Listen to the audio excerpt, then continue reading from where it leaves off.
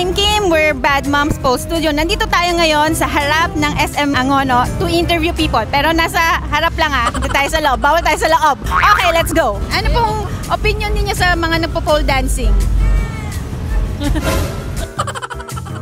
Maganda naman po siya, entertaining po siya panoorin. Opinion niya sa mga nagpo-pole dancing ng mga nanay? Sila yung mga legend na napakagaling siguro. Kaya nakakamiss yung mga nagpo-pole dancing, lalo na po nanay. Ang mga bata lang naman yun. Dapat naman yun nasa edad na na. Napaka-sexy po in artistic way. Paano po yung mga pole dancing na mga nanay? Okay lang naman po, lalo na po at part din po yun na nagpo-promote ng health po nila. Yun, kasi medyo may malaswang ron eh. Paano po pagka pole dancing na nanay?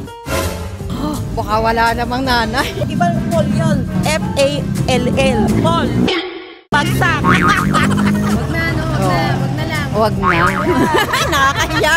Ano po siya, maganda naman po siya, tas talent din po. Paano yung mga nanay na nagpo-pole dancing? Halimaw.